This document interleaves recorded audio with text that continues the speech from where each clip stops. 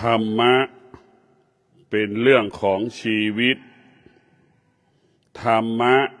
บอกวิธีการดำเนินชีวิตให้ชาวโลก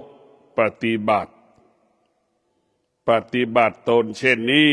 จึงจะเกิดความสุขปฏิบัติตนเช่นนี้จึงเกิดความทุกข์ปฏิบัติตนเช่นนี้จะเกิดความเจริญ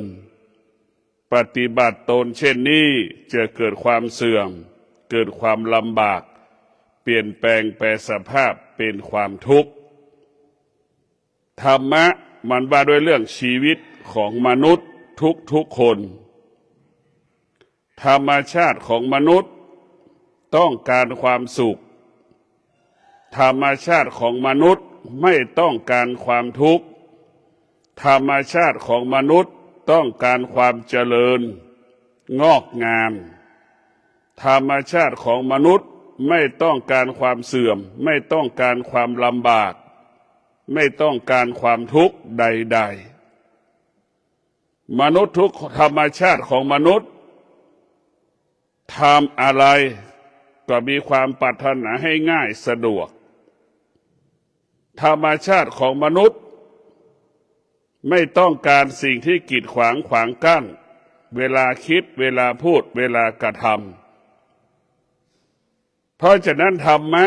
มันบอกวิธีการดำเนินชีวิตให้เราเลือกเอาว่าเราจะดำเนินชีวิตจะปฏิบัติตนประพฤติตนเช่นไรโดยเฉพาะศีลจะเป็นผู้กำกับชีวิตเช่นธรรมชาติของมนุษย์ทุกคนที่เกิดมาเสมอเหมือนกันหมดต้องการความมั่นคงต้องการความปลอดภัยให้เกิดกับชีวิตครอบครัวของตนอันนี้คือธรรมชาติของมนุษย์เมื่อมนุษย์มีความปรารถนาความมั่นคงความปลอดภัยพระพุทธเจ้าจึงบอกจึงแนะให้มนุษย์ปฏิบัติตนประพฤติตนโดยใช้บทบัญญัติหลักศีลห้ามากำกับมากำหนดมาควบคุมการดำเนินชีวิตจึงจะปลอดภัยชีวิตถึงจะมั่นคงชีวิตถึงจะเกิดคำว่ายั่งยืนและงอกงามบุคคลใดที่ดำรงตนด้วยศีลบุคคลผู้นั้นก็จะพบแต่คำว่าความสุขบุคคลใดที่ดำรงตนด้วยศีลบุคคลผู้นั้นกินมีความสุขนอนมีความสุขตื่นมีความสุข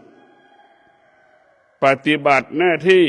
ดำเนินปฏิบัติหน้าที่ประกอบอาชีพมีความสุขง่ายและสะดวกต่อการพัฒนาชีวิตศีลห้ากะลันตีหรือประกันการเป็นคนบริสุทธิ์ศีลห้าเป็นผู้ประกันการเป็นมนุษย์ที่สมบูรณ์แบบบุคคลใดๆก็แล้วแต่ดำเนินชีวิตประกอบไปด้วยศีลคำว่ากังวลใจไม่มีคำว่าทุกข์ใจไม่เกิดแต่คำว่าสงบกายสงบใจธรรมะมันจึงบอกให้เรารู้วิธีการดำเนินชีวิตธรรมะมันก็บอกว่าธรรมชาติของมนุษย์มันไม่ต้องการสิ่งใดๆที่มาทำลายชีวิตมนุษย์ทุกคนไม่ต้องการให้ใครมาเบียดเบียนชีวิตไม่ให้ใครมาเบียดเบียนทรัพย์สมบัติที่หามาได้ด้วยยากลำบากมนุษย์ทุกคนเมื่อมีทรัพย์มีสมบัติก็ต้องการให้ทรัพย์สมบัตินั้นปลอดภัยไม่ให้คนมาขโมยแย่งชิงเมื่อรู้เป็นเช่นนี้พระพุทธเจ้าก็บอกสอนให้เรามีสติ เมื่อเรามีสติเราก็จะรักษาทรัพย์สมบัติที่เราหามาได้เมื่อเรามีสติเราก็จะใช้ทรัพย์ที่เราหามาได้ให้เป็นประโยชน์เกิดประโยชน์เมื่อเรามีสติเราจะรู้จักวิธีการรักษาทรัพย์ให้เกิดคำว่ามั่นคงปลอดภัยธรรมะของพระพุทธเจ้ามันไม่ได้เรื่องชีวิตล้วนๆธรรมชาติของมนุษย์ธรรมะมันบอกวิธีการดำเนินชีวิตมนุษย์ทุกๆอย่างเมื่อต้องการความทุกข์ก็เป็นเช่นนี้ต้องการความสุขก็เป็นเช่นนี้ต้องการความปลอดภัยปฏิบัติตนแบบนี้เมื่อไม่ต้องการความปลอดภัยก็ปฏิบัติแบบนี้เรียกว่าเราปฏิบัติตนโดยบทบัญญัติหลักศีลห้าชีวิตเจริญรุ่งเรืองงอกงามเมื่อเราปฏิบัติตนตามบทบัญญัติหลักศีลห้าเป็นที่ยอมรับของคนทุกๆคนทุกคนยอมรับผู้ที่มีคุณสมบัติประกอบด้วยศีลทั้งห้าข้อเมื่อมีการเปลี่ยนแปลงจะเลือกเอาบุคคลใดบุคคลหนึ่งเป็นผู้นำชุมชนนั้นสังคมนั้นในกลุ่มคณะนั้นก็จะเลือกเอาบุคคลที่ดำรงตนด้วยศีลปฏิบัติตนด้วยศีลมาเป็นผู้นำผู้นำที่ดีก็ต้องประกอบด้วยศีลทั้งห้าข้อจึงเป็นที่ยอมรับของคนในชุมชนสังคมนั้นเมื่อผู้นำประกอบไปด้วยศีลทั้งห้าข้อผู้นำคิดพูดและกระทำการใดๆชุมชนคนที่อยู่ในชุมชนคนที่อยู่ในหมู่บ้านคนที่อยู่ในเขตการปกครองนั้นสนับสนุนส่งเสริมผู้นำที่ประกอบไปด้วยศีลจะพัฒนาก็ง่ายแก้ปัญหาก็สะดวกให้ความร่วมมือกันหมดธรรมะของพระพุทธเจ้ามันก็ว่าในเรื่องการปกครองการอยู่ร่วมกันตั้งแต่1 คน2 คน3 คนจนกลายเป็นชุมชนจนกลายเป็นหมู่บ้านจนกลายเป็นอำเภอตำบลจังหวัดประเทศ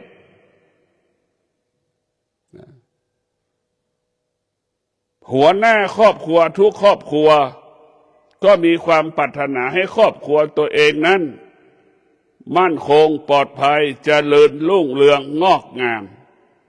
หัวหน้าครอบครัวนั้นจะต้องประกอบด้วยศีลทั้งห้าข้อสิ่งที่หัวหน้าครอบครัวต้องการและปรารถนาก็เกิดขึ้นเพราะฉะนั้นพวกเราทั้งหลายชีวิตเรานั้นมันขึ้นกับธรรมะทั้งสิ้นมันไม่ได้เกี่ยวกับการศึกษาธรรมะมันยิ่งใหญ่กว่าการศึกษาธรรมะมันเป็นคือลมหายใจเข้าคือลมหายใจออกการศึกษาเป็นเพียงแค่เครื่องมืออำนวยความสะดวกการศึกษาเปรียบเสมือนแม่การศึกษาเปรียบเสมือนลูกก็เป็นแค่เพียงเครื่องมืออำนวยความสะดวกให้กับพ่อแม่ก็เป็นเพียงแค่เครื่องมืออำนวยความสะดวกให้กับลูกแต่ธรรมะอยู่ที่กายกับจิตเราตลอดเวลาดังคำว่าตนแลเป็นที่พึ่งแห่งตนเพราะฉะนั้นพวกเราทั้งหลายพระพุทธเจ้าถึงสอนให้เราเอาธรรมะเป็นผู้กำกับชีวิตเอาธรรมะเป็นผู้ควบคุมชีวิตเอาธรรมะเป็นผู้กำหนดชะตาชีวิตธรรมะก็หมายถึงศีลธรรมะก็หมายถึงสมาธิธรรมะก็หมายถึงปัญญาบุคคลใดดำรงตนด้วยศีลสมาธิปัญญาบุคคลผู้นั้นเจริญรุ่งเรือง งอกงามชีวิตครอบครัวอบอุ่นมีความสุขชีวิตครอบครัวอุดมสมบูรณ์ไปด้วยเครื่องอุปโภคบริโภคอุดมสมบูรณ์ด้วยทรัพย์สมบัติและปัจจัยสี่ครอบครัวมีชีวิตอย่างมีความสุขเพราะเครื่องมืออำนวยความสะดวกในการดำเนินชีวิตมีทุกอย่างท่านทั้งหลายธรรมะมันเป็นเรื่องของชีวิตเราจงเข้าใจว่าธรรมะนี่แหละเป็นผู้กำกับควบคุมชีวิตของเราธรรมะก็หมายถึงสติบอกให้เราอดทน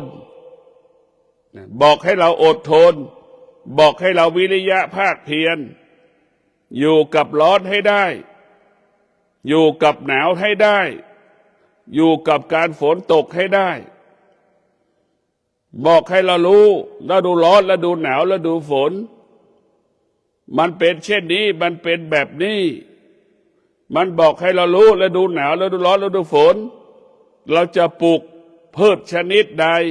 จะประกอบอาชีพในฤดูกาล3 ฤดูนั้นได้อย่างไรธรรมะมันจะบอกมันจะสอนให้เราหมดเพราะธรรมะมันเกิดก่อนการศึกษาธรรมะมาอยู่ในร่างกายของเรามันเกิดพร้อมกับเราเกิดธรรมะมันเกิดพร้อมกับเราเกิดเราเกิดมาพร้อมกับธรรมะเท่าธรรมะอยู่ที่กายธรรมะอยู่ที่จิตของเราเพราะฉะนั้นพวกเราธรรมะของพุทธเจ้าเมื่อเราปฏิบัติตนด้วยบทบัญญัติหลักศีล5ความสุขก็เกิดหากเราล่วงละเมิดศีลเราไม่ปฏิบัติตนตามบทบัญญัติหลักศีล5ชีวิตเราก็จะพบแต่เขาว่าความทุกข์ชีวิตมนุษย์ไม่ต้องการความทุกข์แต่มนุษย์ก็สร้างความทุกข์มนุษย์ก็อยู่กับความทุกข์มนุษย์ไม่สามารถละความทุกข์นั้นได้เพราะมนุษย์มีอวิชชาขาดปัญญาจึงติดกับดักของความทุกข์ความทุกข์ก็คือกาวมนุษย์ก็เปรียบเสมือนหนูติดกาวทุกข์ทรมานลำบากเช่นนั้นมนุษย์ที่มีความสุขมนุษย์นั้นมีสติมีปัญญามีวิชามีสติมีวิชามีปัญญามนุษย์จึงพบความสุขความสุขจึงทำให้ชีวิตเป็นอิสระเหมือนหนูไม่ติดกาวเพราะฉะนั้นพวกเราต้องพิจารณาเมื่อเราเอาศีลมากำกับมากำหนดควบคุมการดำเนินชีวิตของเราแล้วชีวิตของเราอุดมสมบูรณ์ไปด้วยทรัพย์สมบัติแล้วเราก็มาตั้งคำถามอีกทำไมชีวิตเราไม่มีความสุขธรรมะของพระพุทธเจ้าก็บอกอีกสุขที่แท้จริงมันต้องเกิดจากความสงบใช่ไหมสุขที่แท้จริงต้องเกิดจากความสงบความสงบจะเกิดขึ้นได้ต้องเกิดจากการเจริญจิตภาวนาการนั่งสมาธิเท่านั้นการนั่งสมาธิไม่ต้องใช้เวลายาวนานแต่ขอให้เรามีสติให้เรามีวิริยะภาคเพียรให้เรามีความอดทนเราก็จะพบกับคำว่าสงบท่านทั้งหลายเราปลูกลำไยเราปลูกมะม่วงเราปลูกลิ้นจี่ใช้เวลายาวนานกว่าลำไยมะม่วงลิ้นจี่จะออกดอกออกผลตั้ง3 ปี5 ปี6 ปีตรงกันข้ามเรานั่งสมาธิใช้เวลาไม่กี่วันไม่กี่เดือน การนั่งสมาธิออกดอกออกผลเราสัมผัสรู้สึกได้ว่าความสงบความสงบนี่คือออกดอกออกผลการเป็นความสงบการนั่งสมาธิการนั่งสมาธิใช้เวลาไม่กี่วันไม่กี่เดือนเนี่ยความสงบมันเกิดลั่นได้ออกดอกออกผลกายสงบวาจาสงบใจสงบไอ้ความสงบเหล่านี้แหละแปลสภาพมาเป็นความสุขเดี๋ยวเราต้องพิจารณานะเราปลูกลำไยลิ้นจี่มะม่วงใช้เวลายาวนานเป็นหลายปีเห็นไหมแต่เรายังปลูกได้รอได้ทำไมเรานั่งสมาธิไม่กี่วันไม่กี่เดือนนี่ทำไมเราทนไม่ได้เราต้องพิจารณาเราปลูกลำไยลิ้นจี่มะม่วงนั้นตามใจเราฮะมันเป็นไปตามใจเราพอเรานั่งสมาธิเราไม่ตามใจเราเห็นไหมเรานั่งสมาธิเราไม่เป็นไปตามใจเราจะไม่ตอบสนองความคิดของเราไม่ตอบสนองที่จิตเราต้องการการนั่งสมาธิคือการฝ่าฝืนความรู้สึกฝ่าฝืนเราไม่ตอบสนองต่อความรู้สึกที่มันเจ็บมันปวดมันทุกข์มันทรมานเราไม่ตอบสนองอารมณ์ที่มันอึดอัดหงุดหงิดเห็นไหมเราจะต่อสู้กับสิ่งเหล่านี้แต่เราปลูกลำไยลิ้นจี่นั้นเราทำตามความรู้สึกทำตามความรู้สึกตรงกันข้ามเรานั่งสมาธิเราไม่ทำตามความรู้สึกเราไม่ตอบสนองความรู้สึกเราจะขจัดความรู้สึกเราจะยุติความรู้สึกเราจะอยู่เหนือความรู้สึกเหมือนจ็อกกี้กำกับม้าที่สุดเราเมื่อสมาธิมันเกิดเมื่อความสงบมันเกิดมันกลายเป็นจ็อกกี้กำกับม้าได้นั่นแหละถ้าเราไม่สามารถนั่งสมาธิได้เราก็กลายเป็นม้าหมดเลยลำบากเหมือนม้านั่นแหละต้องถูกบรรทุกได้วัตถุสิ่งของต่างๆมันเหนื่อยถูกตีถูกเคี่ยน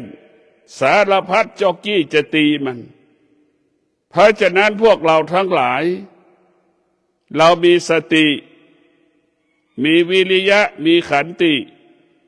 บำเพ็ญเพียรเจริญภาวนาโดยใช้สติมาควบคุมตั้งมั่นใช้วิริยะภาคเพียรใช้ความอดทนมาควบคุม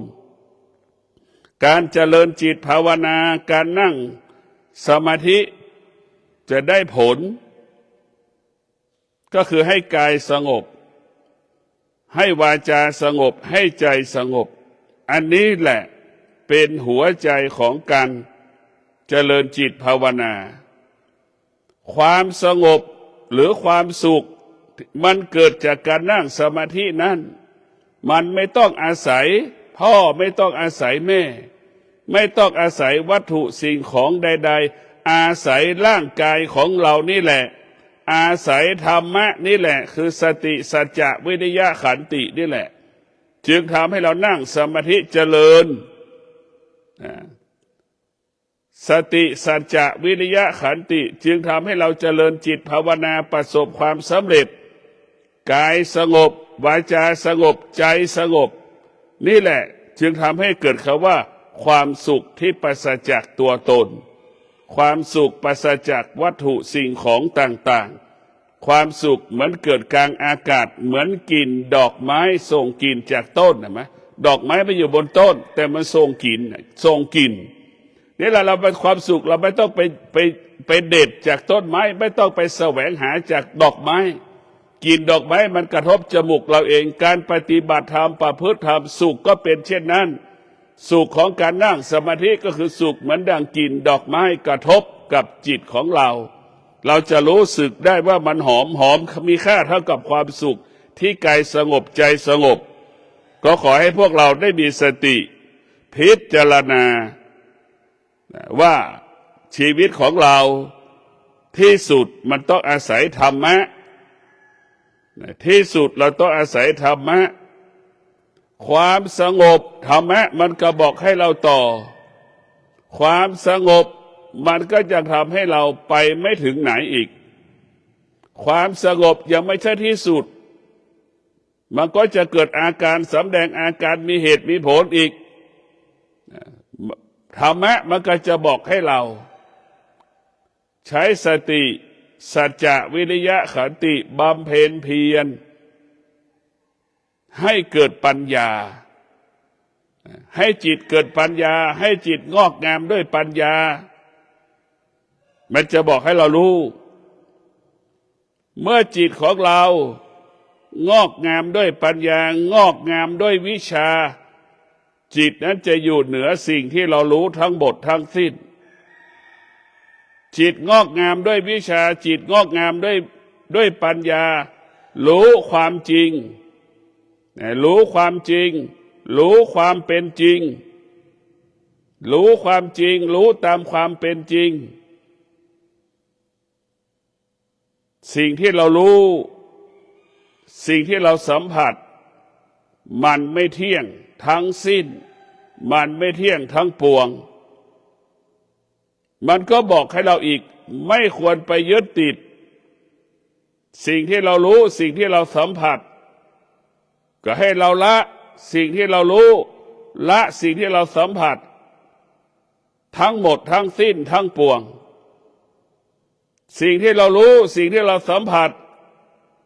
จิตมันก็บอกไม่ให้เราไปตามรู้สิ่งที่เราสัมผัสสิ่งที่เรารู้ไม่ต้องไปตามรู้สิ่งที่เรารู้สิ่งที่เราสัมผัสก็เพราะสิ่งที่เรารู้สิ่งที่เราสัมผัสมันก็ไม่เที่ยงนี่แหละอานุภาพของธรรมะ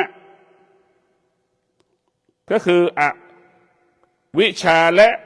ปัญญาให้เรารู้ความจริงจิตเราเป็นอิสระ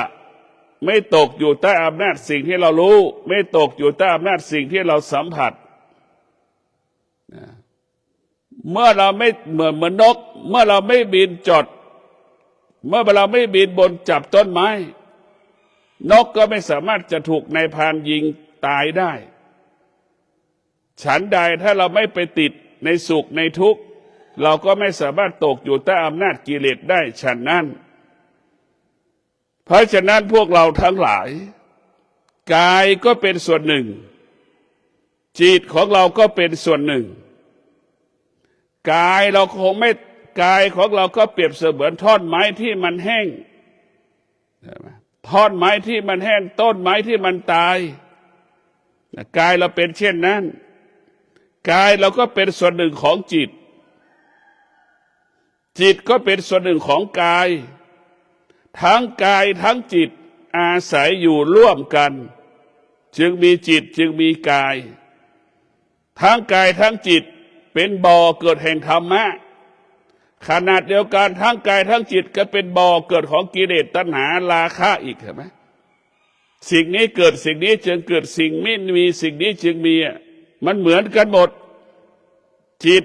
กับกายก็เป็นบ่อเกิดแห่งธรรมะขนาดเดียวกันจิตกับกายก็เป็นบ่อเกิดแห่ง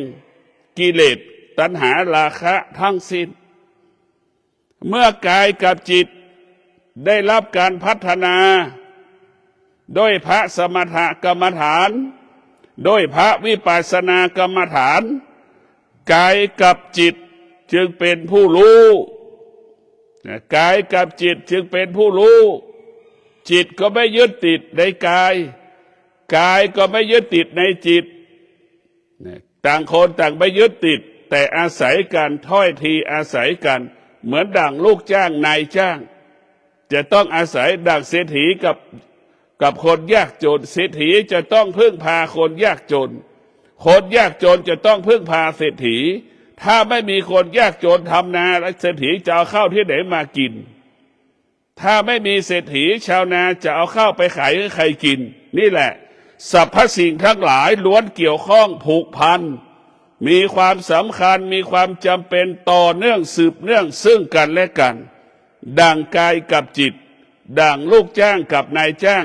ดั่งเศรษฐีกับคนยากจนที่ปลูกข้าวคนยากจนปลูกข้าวให้คนจนกินคนยากจนปลูกข้าวให้เศรษฐีกิน เศรษฐีก็เอาเงินที่มีอยู่ไปซื้อข้าวคนยากจนกินมันนี่แหละมันอาศัยกันเพราะฉะนั้นพวกเราทั้งหลายเราต้องดูจิตของเราเปรียบเสมือนหมอพยาบาลร่างกายของเราเปรียบเสมือนคนป่วยนอนอยู่บนเตียงร่างกายของเราเปรียบเสมือนคนป่วยนอนอยู่บนเตียงจิตที่มันอ่อนแอจิตที่มันไม่ได้ฝึกมันก็เหมือนคนป่วยนอนอยู่บนเตียงจิตที่มันฝึกฝนจิตมันได้รับการฝึกฝนอบรมจิตนั้นก็จะเข้มแข็งเหมือนคนทั่วไปเดินได้เป็นปกติอยู่ได้เป็นปกตินั่นแหละจิตที่ฝึกฝนกายที่ฝึกฝนมันจะเป็นกายที่แข็งแรงจะเป็นจิตที่แข็งแรงให้เรารับรู้ว่าจิตก็ส่วนหนึ่งกายก็ส่วนหนึ่งกายกับจิตอาศัยกันแค่บางเวลานะพวกเราทั้งหลายกายเปรียบเสมือนบ้านของจิตจิตก็เปรียบเสมือนผู้อาศัยอยู่ในบ้านและเราลองพิจารณาดูพิจารณาดูยามที่ไฟมันไหม้บ้านเจ้าของบ้านผู้อาศัยอยู่ในบ้านวิ่งหนีออกจากบ้านเห็นไหมวิ่งหนีออกจากบ้านบ้านก็คือกายจิตของเราก็เหมือนคนวิ่งออกจากบ้านหรือเจ้าของบ้านวิ่งออกจากบ้านยามที่ไฟมันไหม้ยามที่เราแก่ยามที่เราจะตายก็เป็นเช่นนั้นยามที่เราตายเปรียบเสมือนไฟมันไหม้บ้านเห็นไหมจิตมันก็วิ่งออกจากกายจิตมันก็ไม่ยอมอยู่กับกายเห็นไหมท้ายสุดจิตมันก็ทิ้งกายเหมือนเจ้าของบ้านไฟไหม้บ้านเห็นไหมเจ้าของบ้านก็วิ่งผู้อาศัยอยู่ในบ้านก็วิ่งออกจากบ้านนั่นแหละจิตก็เป็นเช่นนั้นยามที่กายมันเสื่อมหมดสภาพที่เราเรียกว่าตายนั่นแหละจิตมันก็ออกจากร่างแล้วกายก็ส่วนหนึ่งจิตก็ส่วนหนึ่งเห็นไหมมันหมดแล้วเพราะฉะนั้นพวกเราทั้งหลายจิตที่สุดมันก็ไม่เอากายแค่ไปอาศัยอยู่เฉยๆกายของเราเปรียบเสมือนเราไปเช่าหอพักเขาอยู่จิตของเราเหมือนเราเป็นเจ้าของหอพักมันต่างกันเพราะฉะนั้นพวกเราต้องมีสติเราจะต้องฝึกฝนจิตจะต้องอบรมจิตจิตที่ฝึกฝนจิตก็จะเป็นจิตผู้รู้จิตไม่ได้ฝึกฝนจิตจะเป็นผู้ไม่รู้แต่เมื่อจิตเป็นผู้ไม่รู้ก็คือย้ายหอพักปีหนึ่งไม่รู้จะย้ายหอพักกี่หอพักนั่นแหละจิตเป็นผู้ไม่รู้จิตเป็นผู้ที่ไม่ได้ฝึกฝนย้ายแล้วย้ายอีกมีเหตุมีผลมีข้ออ้างมีข้อแก้ตัวเป็นอย่างนั้นเป็นอย่างนี้จิตที่ไม่ได้ฝึกคือจิตผู้ไม่รู้มันก็ย้ายแล้วย้ายอีกถามว่าทุกข์ก็ไม่ได้อยู่ที่หอพักที่เราอยู่ทุกข์มีทุกสถานที่ฉันใดหอพักก็มีทุกสถานที่มันไม่มีหอพักไหนที่อยู่แล้วจะมีความสุขไม่มีในโลกไม่มีหอพักไหนที่อยู่แล้วไม่มีความทุกข์ไม่มีในโลกถ้าเราผู้จิตผู้รู้จะเข้าใจแบบนี้แต่จิตมันไม่ได้เป็นผู้รู้จิตมันไม่รู้กายมันไม่รู้มันก็อ้างมีเหตุมีผลอยู่ตรงนี้มันลำบากอยู่ตรงนี้ชีวิตมันไม่เจริญมีแต่คำว่าเสื่อมมีแต่คำว่ายากจนย้ายหอพักมันไม่ฉลกตรงนี้ไปอยู่ตรงนั้นมันจะฉลกอันนี้แหละจิตมันไม่รู้ก็มีเหตุมีผลมีข้ออ้างมีข้อแก้ตัวที่สุดเราก็ถูกกิเลสมันหลอกเราถูกกิเลสมันหลอกเมื่อเราถูกกิเลสมันหลอกเนี่ยเราก็เสียเวลาหลงทางไปแวะตรงนั้นหน่อยไปเช่าตรงนี้หน่อยเห็นไหมเอาเงินไปค้ำประกันหอพักที่สุดเจ้าของหอไม่ให้เราอีกเห็นไหมก็เสียเวลาเงินอีก3,000 5,000 6,000เห็นไหมนี่แหละคือเราจิตที่ไม่ได้ฝึกเป็นจิตผู้ไม่รู้ก็จะย้ายหอพักซ้ำๆซากๆจิตเป็นผู้รู้มันก็จะมีความมั่นคงอยู่ในหอพักเช่าแล้วไม่ยอมออกอยู่หอพักที่เดิมนั่นแหละรู้ว่าสุขมันมีทุกที่ทุกข์มันมีทุกที่ที่สุดอยู่ที่กายกับเราอยู่ที่จิตของเราอยู่ที่จิตของเราอยู่ที่กายของเราเราฝึกจิตฝึกกาย ให้กายกับจิตเป็นผู้รู้เราก็อยู่กับความร้อนนั้นได้ความหนาวนั้นได้เย็นนั้นได้แต่ถ้าเราไม่ได้ฝึกจิตเราไม่สามารถอยู่กับร้อนอยู่กับหนาวอยู่กับเย็นนั้นได้เราก็มีข้ออ้างมีข้อแก้ตัวตลอดเวลาพวกเราทั้งหลายต้องมีสติพิจารณาการดำเนินชีวิตของเรานี่มนุษย์เนี่ยเราต้องพิจารณาหาทางออกให้กับจิตใจเราต้องปลดเปลื้องจิตของเราจิตของเรานี่มันเปรียบเสมือนงัวควายกายของเราก็เหมือนคอกควายมันถูกขังแบบนั้นแหละหมายความว่าขังก็คือหลงจิตก็หลงกายกายก็หลงจิตเรียกว่าหลงในรูปหลงในนามนั่นแหละนะหลงในรูปหลงในร่างกายหลงในรูปรสกลิ่นเสียงนั่นแหละท้ายสุดก็เหมือนควายอยู่ขังอยู่ในคอกเหมือนควายเหมือนช้างถูกเชือกเหล็กมัดล่ามโซ่เห็นไหมเราตกอยู่ใต้อำนาจความโลภความโกรธความหลงเนี่ยเราจะเป็นดังงัวควายที่อยู่ถูกขังในคอกเหมือนช้างถูกล่ามโซ่มัดเห็นไหมนั่นแหละเป็นเช่นนั้นแหละพวกเราทั้งหลายเราจะทำยังไงให้เหมือนงัวควายที่ออกจากคอกเหมือนช้างที่ไม่ได้ถูกล่ามโซ่เราจะต้องมีสติเราจะต้องมีสติฝึกฝนจิตให้จิตเราเป็นอิสระเหมือนงัวควายที่ออกจากคอกเหมือนช้างที่ไม่ถูกล่ามโซ่จิตเราเป็นอิสระเมื่อจิตเป็นผู้รู้จิตจะเป็นอิสระ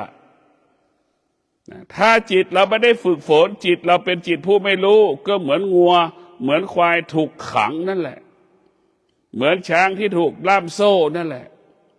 มันทุกข์มันทรมานมันลำบากหาทางออกไม่ได้ดังคนส่วนหนึ่งก็กินยาตายฆ่าตัวตาย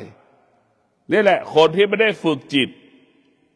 มันจึงรู้ที่จะทำลายตัวเองไม่รู้วิธีจะแก้ปัญหาให้กับตนเอง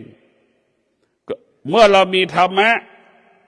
มันจะรู้วิธีการแก้ปัญหามันจะเข้าใจปัญหาต่างๆยามที่เรารู้สึกว่ามันทุกข์เราต้องมีสติพิจารณา